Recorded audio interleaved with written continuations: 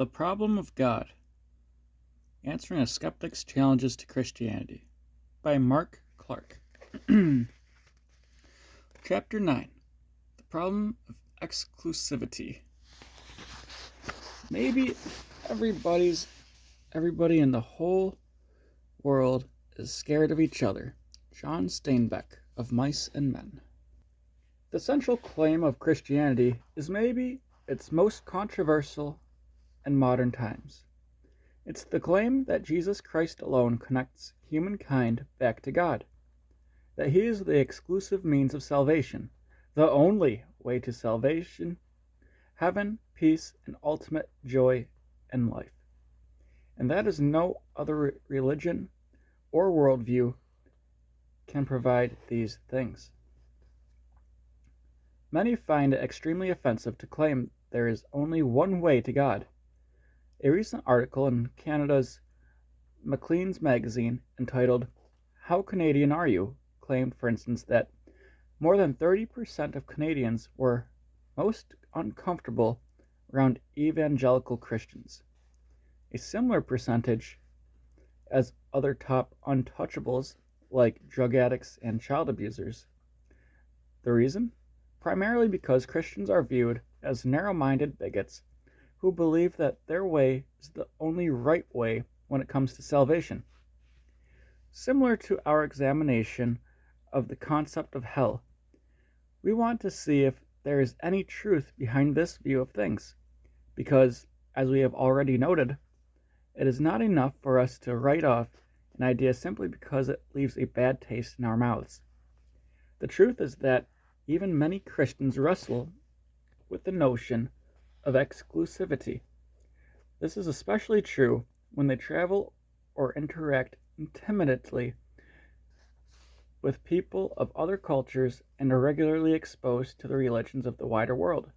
They ask themselves, how could God say all these people are wrong and are going to an eternity without him just because they belong to a different religion? As someone who has traveled around the world doing global missions, I wrestle with the exclusivity of Jesus every day. I wrestle with it as well as a pastor in Vancouver, a city that's filled with diverse cultures and religions at every turn, and that leads the world in the three most significant global trends of the 21st century: Asianization, globalization, and urbanization. Canada itself is a cultural mosaic, not a melting pot where traditions and cultures' expressions are retained by immigrants rather than swallowed up by the host culture. So day in and day out, I see beautiful people of different faiths and convictions, yet must acknowledge that if Christianity is true, they are wrong about God and need to be saved from their sin by Jesus, and by him alone. This unsettles many people. It unsettled me when I first considered Christianity, but over time I came to see it as the most logically consistent and honest position of all, and it has shaped my life ever since. The heresy of Ricky Bobby. If you walk past people sitting in a Starbucks in most urban centers of the Western world, you'll see many of them reading books by thinkers such as Deepak Chopra, Eckhart Tolle, and Rhonda Byrne, all best-selling, self-help, New Age spirituality authors. The category happens to be the most popular section of any bookstore in North America.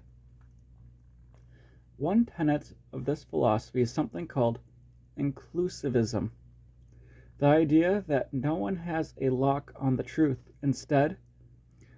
Indeed, that all religions have some measure of the truth, merely being different paths to the same God, or whatever transcendent reality exists. So while atheism says that all religions are false, inclusivism says that all religions are true. If you want to understand inclusivism, consider a scene from the comedy movie Talladega Nights, The Ballad of Ricky Bobby.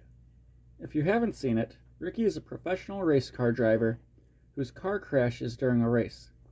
Thinking he is on fire, He runs around the track in his underwear crying out, "Help me, Jesus! Help me, Jewish God! Help me, Allah! Help me, Tom Cruise! Use your witchcraft on me to get the fire off of me. Help me, Oprah Winfrey." In other words, when it comes to God, you'd best hedge your bets. One God doesn't necessarily exclude the other gods, so don't limit yourself to just one when you can believe in all of them at once. This concept has its roots in Hindu and Eastern philosophy and has largely been adopted in Western culture. It can be found in several popular versions. I am absolutely against any religion that says one faith is superior to another. I don't see how that is any different than spiritual racism. Rabbi Shmuley Botek. My position is that all great religions are fundamentally equal. Mahatma Gandhi. One of the biggest mistakes humans make is to believe there's only one way. Actually, there are many diverse paths leading to God. Oprah Winfrey. Inclusivism's basic premise is that all religions are true, or at least partially true, and have value. And in our culture, it is considered narrow-minded and judgmental to believe anything else. So how do we respond to the theology of Ricky Bobby? That time I had to go back to high school. The first thing Christianity would say in response to is that the philosophy of inclusivism generally comes from a place of good intentions. We live in a pluralistic culture of people from diverse backgrounds, religions, and countries. We want to live at peace with our neighbors, friends, and coworkers. This means that Christians need to be in dialogue with people of different faiths, even partnering where opportunities arise, fighting for the right of others to practice their religion and to hold their own convictions and beliefs. For instance, during my last year of college, the administrator informed me I had missed a high school credit required for graduation, and I would have to go back to high school if I wanted to get my degree. So in disbelief, I signed up for summer school at a local high school. It was a memorable experience, to say the least. After writing a few essays and completing a few assignments, my teacher, who did not know my age or circumstances, thought I was a genius. Eventually, he called me to his desk and asked me what the deal was. The gig was up. I wasn't brilliant, just almost done with college. As the days and weeks went on, I noticed he was very anti-Christian in his teaching. He and I would spar over philosophy in front of the class. He would criticize Christianity. I would push back, trying to clear up misrepresentations. Back and forth it would go. During that summer, I spent time with various classmates, telling them about Jesus and teaching them how to improve their essay writing. I became friends with one of the Muslim girls, and we would talk about our faith and compare worldviews, challenging each other and even arguing about whose faith was more historically accurate. One day I showed up late for class, and as I was walking through the hall, this girl ran to me crying. I asked her what was wrong, and she shared, "The teacher made fun of my faith in front of the whole class. He said he knows more about the Quran than I do." I didn't know what to say. I gave her a hug and told her I would speak to him. As she walked to the restroom, she called my name, and as I turned around, she wiped tears from her face and asked, "How do you do it? How do you take it and have the energy to always be defending yourself all the time?" It was a good question, and I can't remember my answer. After class, I confronted the teacher for calling out a young Muslim girl's knowledge of the Quran in front of her peers. I said that it was a hurtful thing to do. While I had indicated I didn't mind public debate as a person of faith, I told him that it wasn't fair to criticize someone so unfairly who didn't welcome it. Thankfully, he agreed, and at the beginning of the next class, he apologized to her in front of the whole class.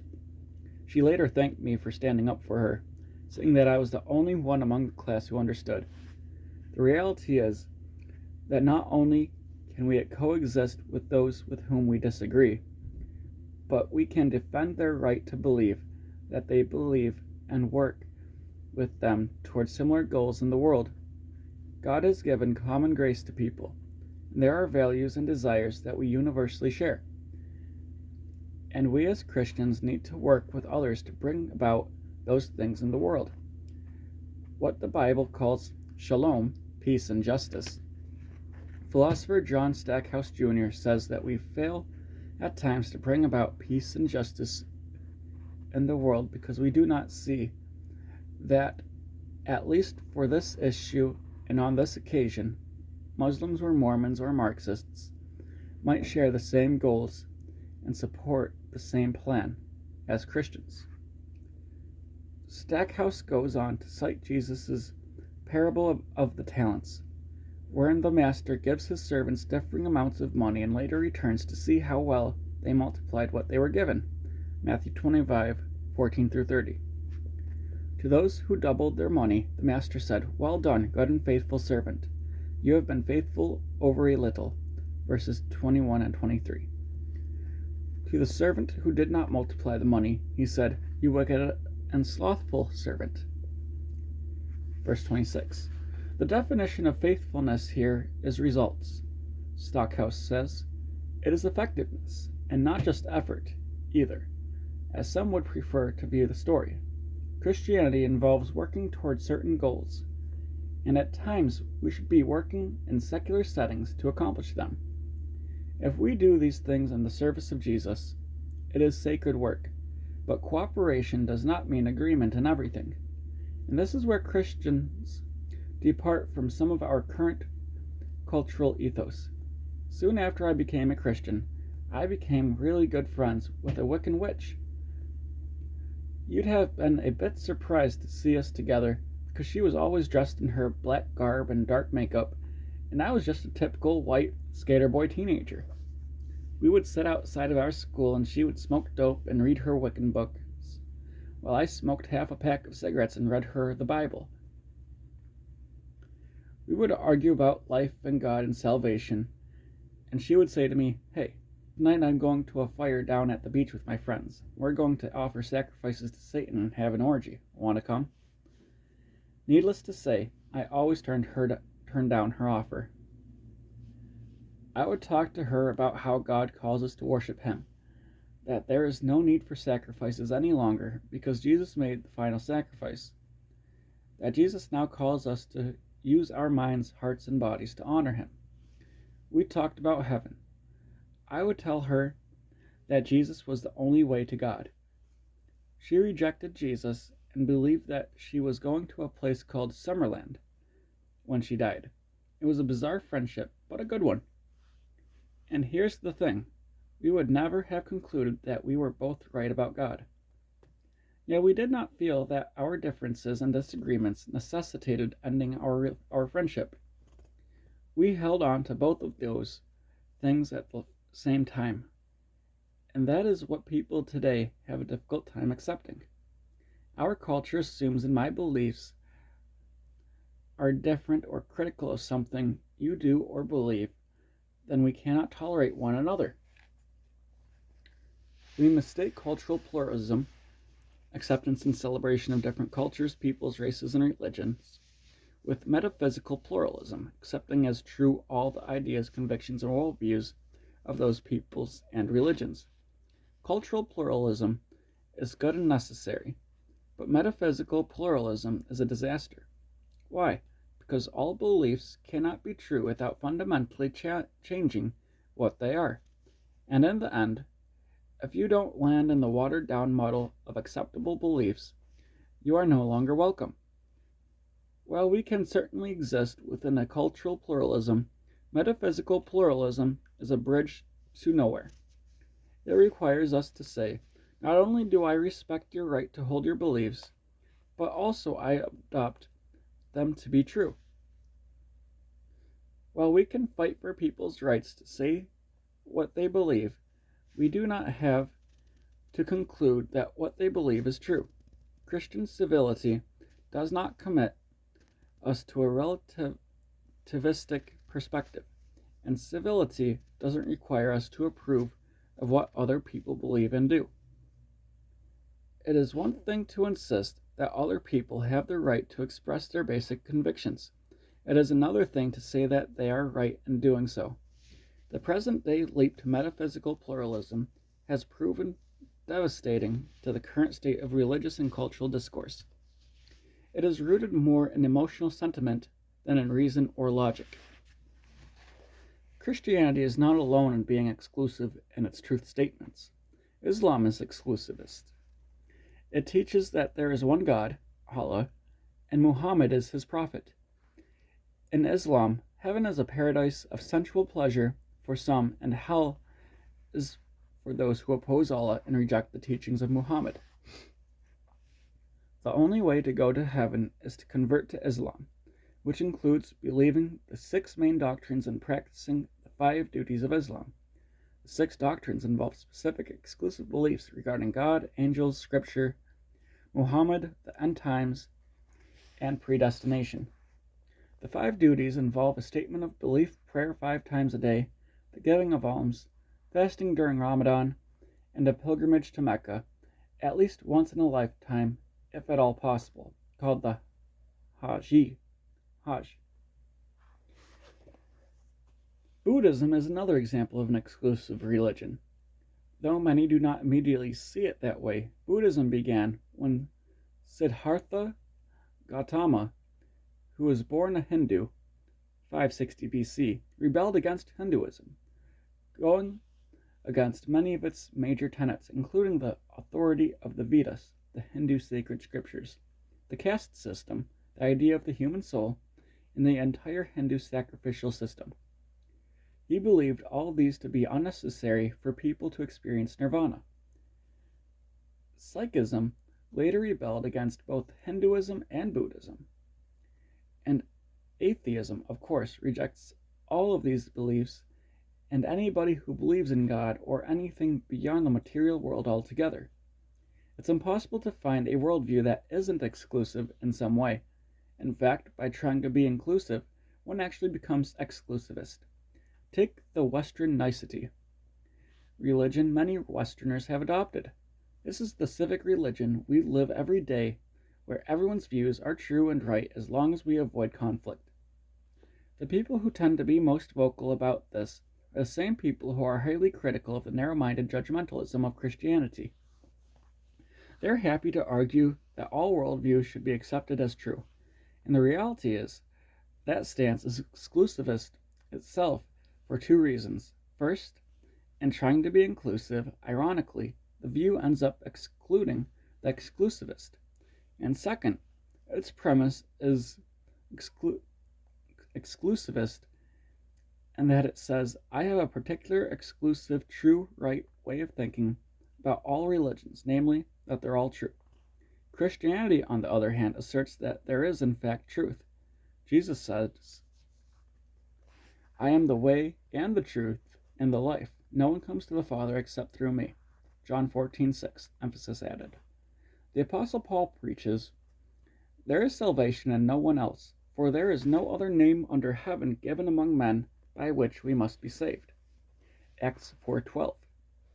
These confessions from the cornerstone of Christianity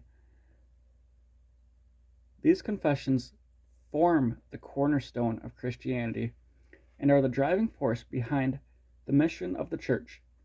Christians respond to the need of the world with love and grace because they believe people need to hear about Jesus or they can't know God in this life or the next.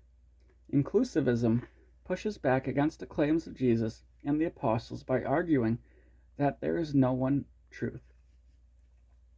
And in so doing, it cuts off the branch on which it sits, because saying there is no absolute truth is itself a truth statement.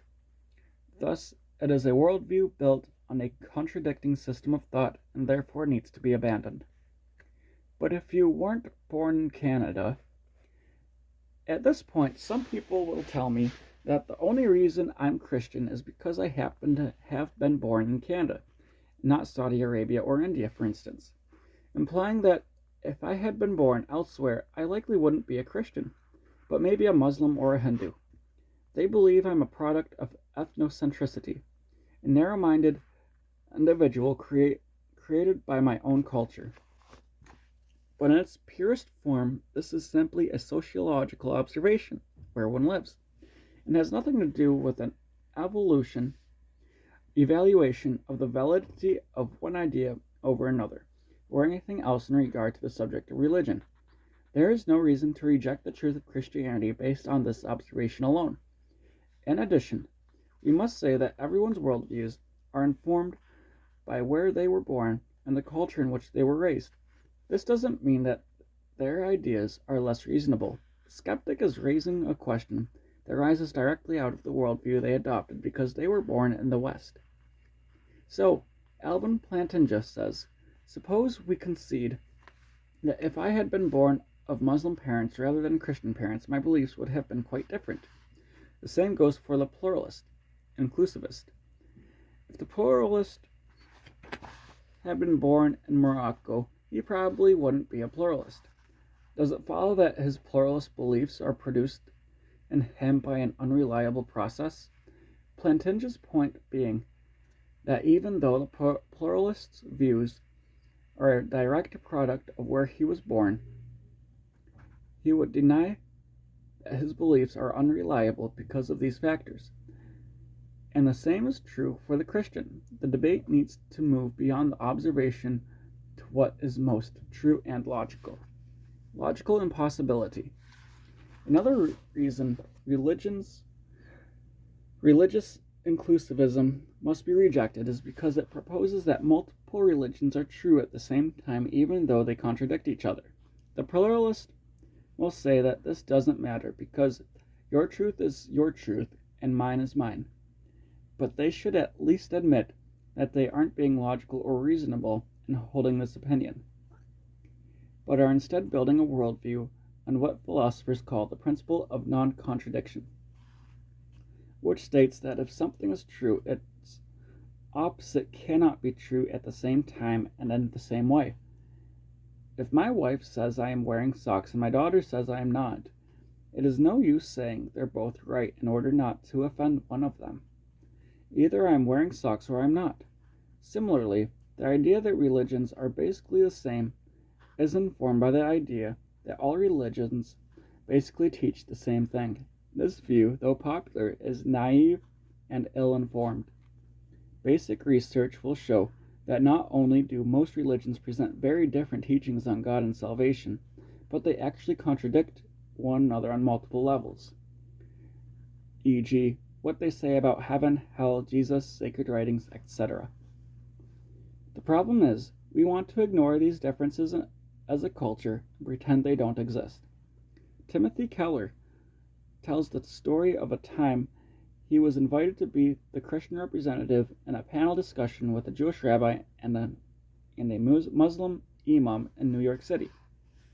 We all agreed on the statement, he said, that if Christians are right about Jesus being God, Muslims and Jews fail in a serious way to love God as God really is. But if Muslims and Jews are right that Jesus is not God, but rather a teacher or a prophet, then Christians fail in a serious way to love God as God really is. The religious leaders recognized that they couldn't all be right.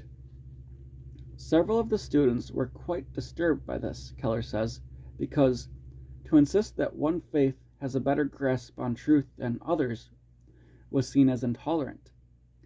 And herein lies the great irony of the modern perspective.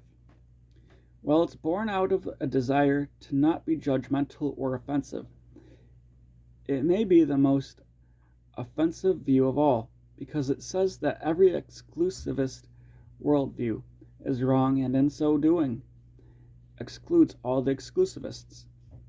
Furthermore, to deepen the offense, this tolerant position implies to Muslims and Jews that they will both be in heaven together. They're just taking different routes there. It tells Palestinians and Israelis, dyed-in-the-wool enemies of each other, that they'll worship together in a great final cosmic embrace. Keep in mind that in many cases, these are people whose loved ones have fought and died and continue to fight and die for ideas that they believe are true in an absolute sense regarding Holy Land, sacred practices, beliefs about God, etc. Doesn't it seem both condescending and judgmental to tell adherents of these religions that the blood that's been spilled is really all worthless because everybody's views are right and everybody is going to the same place? It seems to me that it's more rational and respectful to say one religion is true than to say all religions are true. To face the hard reality that if Muslims are right, Christians are going to hell, we worship the wrong God. And if we're wrong, we're wrong. There's no point in comforting ourselves by thinking that Allah will accept us anyways, because He won't. The nature of truth claims is that if something is true, its opposite has to be false. All ideas are not equal. To take this one step further, however, we can say that some worldviews are simply better or more coherent than others when judged by the standard assessments of history, science, reason, and experience. All views are not equally acceptable or convincing. Think about some of the arguments we have already explored. Christianity answers the question of origins in a comprehensive and holistic way, for instance, while Buddhism and atheism do not do as well. When it comes to morality again, the Judeo-Christian explanation that God has given us a moral law because we are made in His image makes logical sense of our reason and desire, more so than the evolutionary story that we come to moral conclusions that are only helpful in a given moment for survival and reproduction, but are not necessarily true. Or reconsider the question of evil and suffering. Many in our modern world find pantheism appealing as a worldview. The idea that there is divinity in everything. Proponents put forth the notion that God is everything and everything is God. A culture that loves to celebrate itself, of course, applauds this. Yet this worldview crumbles under the weight of evil and suffering. You really have to try hard to believe that there's divinity in everything, including wasps, mosquitoes, cancer cells, tsunamis, and hurricanes. N.T. Wright points out, it can't cope with evil when everything, including yourself, shares in or lives within divinity. There's no higher court of appeal when something bad happens. Nobody can come and rescue you. In contrast, Christianity makes coherent sense of evil and suffering and offers a hopeful response and resource in the midst of it. It presents us with a suffering God who enters into our pain to rescue us. When we consider views of God and other religions, suffering has to be excluded from the divine nature because the two are seen as contradictory. The God of deism is aloof and distant. Hinduism and Buddhism reject evil as an illusion. Greek thought says that the divine substance is incapable of suffering, but Christianity says the opposite. Throughout Israel's history, God identifies with their pain and suffering and comes down to deliver them. Exodus 3, 7-8. The Bible speaks constantly of God's self-humiliation and identification with His people's pain. This entire idea is then brought to its fullest expression in Jesus, the Son of God becoming a human being, who feels and hungers and cries and dies, and who takes evil on Himself in order to end death forever. In other words, some ideas are just better than others, and it's important for the sake of debate that we admit this as we explore worldviews. Countless times I've heard people say all religions are equally valid, but many espousing this view have a modern Western or sentimentalist version of religion. They forget that the ancient Ammonites worshipped a god named Moloch who demanded children burned alive while drums were beaten or drowned out with screams. Is that a valid religion? Years ago, a man named Jim Jones led a group of people to believe very strange things about the world, God, and himself, eventually convincing more than 900 followers of his deranged ideas to kill themselves. How do we feel about this doctrine? Many people will admit they don't like those religions, but the question is, Why not? Which religions are deemed acceptable to the postmodern tolerant mind? And for that reason, if all are equally valid, or is it that we just accept the popular or mainstream religions of the world, or the domesticated ones, or the middle class ones? The better route forward is to weigh facts and ideas against one another in order to find the view of life that is constantly true, consistently, making sense of the world and producing measurable improvement in the lives of those who believe and practice it, as well as those of society as a whole. 4 blind men and an elephant. Instead of that, though, popular thinkers continue to propagate an inclusive pluralist view of God and truth by proposing that different religions are simply different paths to the same place. To support this idea, people use the story of 4 blind men and an elephant. Leslie Newbigin, a missionary in India for 30 years, said that he would often get this rebuttal when presenting the gospel.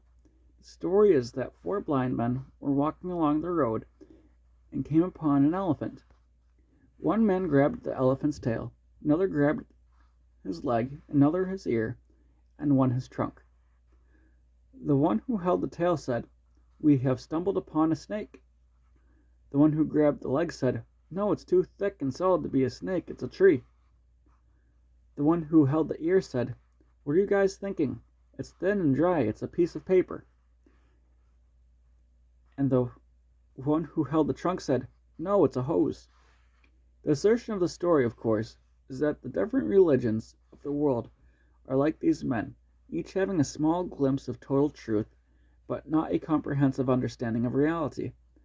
We do our best to interpret data, but in the end, we are all talking about the same thing. This presents a powerful picture of the normative conviction of many people in the post-Christian Western world. But as Newbigin points out, the story backfires because it is being told from the vantage point of someone who can actually see, someone who is not blind, someone who does have a comprehensive vision and understanding of reality, which the story claims nobody has. So Newbigin says, the story is constantly told in order to neutralize the affirmation of the great religions, to suggest that they learn humility and recognize that none of them can have more than an aspect of the truth. But of course, the real point of the story is the exact opposite. The story is told by someone who can see and is the immensely arrogant claim of one who sees the full truth. All the world's religions are only groping after. It embodies the claim to know the full reality, which it claims that religions can't. To put it another way, by saying there's no such thing as a comprehensive vision of truth, a person is claiming to have a comprehensive understanding of truth, all the while not allowing anyone else to have it. And this implies that there really is a comprehensive vision of truth somewhere. The question behind the story, then, is not if truth exists, but what is it? Did you know that there's a flat earth society in America? Who among us would say that their perception of the earth is just as valid and acceptable as the other views of the earth? We may fight for their right to believe this, but we won't mistake that with a confirmation of its truth value. If someone says something absurd, we challenge it. We mine for truth, even if it threatens civility. Settling for untruths in the name of getting along is negligence in every other sphere of life. No one on his search for the cure for AIDS or the beginning of the universe or the nature of certain chemical compounds would be freed up to embrace contradiction in the name of fellowship. So neither should this be the case when it comes to the most important questions of our lives, those of God and salvation. Unfortunately, these very truth questions are the ones we tend to sacrifice in order to get along with one another as a society. We sacrifice answers to eternally significant questions in a pursuit of a less strained social order. And we do so without questioning. Is this a good trade-off in the long run? I have come to be convinced that it is not. Because it's comforting? Some skeptics see Christianity as a crutch, something weak-minded people lean on and believe in. Growing up, I assumed this about religious people. I thought to myself, religious people must use God to find comfort during difficult times. But that doesn't make him real. But now, having been a Christian for a number of years, I must say, looking back, I did not come to believe in Christianity because it was comforting. That said, I do believe that Christianity is the most comforting, hopeful, and beautiful worldview among the marketplace of ideas on offered to us in the great debate of life. But that's not the reason I believe it. No. I believe historical, philosophical, and scientific conclusions confirm the legitimacy of Christian faith. Beyond not believing that people are Christians because it's comforting, I in fact believe that Christianity is not all that comforting at times, because it is a belief with consequences. Was Christianity comforting to the 100 million Christians who have been killed for their faith over the past 2,000 years or so? Was it a crutch for them? Was it the easier way? I think the opposite is true. Today, holding to a pluralist, relativist, postmodern worldview costs you nothing. You fit right in with the rest. It's easy, comforting, and allows you to put off asking the really hard questions of life. Every day, Christians have to defend what they believe. They have to defend the Bible, the resurrection, the questions about suffering. Is this the easier of the options? Ask a Christian kid in high school or university how comforting, easy, and crutch-like Christianity is. Having said this, we must understand that nothing in Christianity is about truth for truth's sake. Truth has power, and as Jesus himself said, the truth will set you free. John 8:32. I believe in Christianity not just because it's true, but because it works. It sets people free.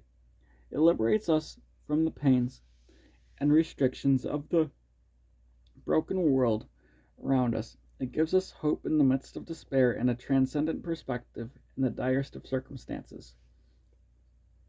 I've spent years looking out at people in my own church as they sing worship songs to God, take notes during my sermons, cry in joy or repentance, and laugh as they greet people at the door of the auditorium.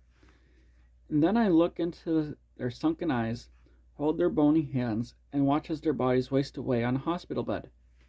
All while they smile and say, "I'm not scared, Mark. Jesus really rose, and I know where I'm going." In those moments, I realize that Christianity brings great comfort, but this comfort doesn't negate its truth. It is not the reason to believe. It is the fruit of believing. Jesus' point is that truth sets us free from fear or insecurity or death itself, because it's true. This means that if we abandon the search for the later truth, as many in our culture have done, we will never really experience the beauty of the former freedom, and that would be the greatest tragedy of all.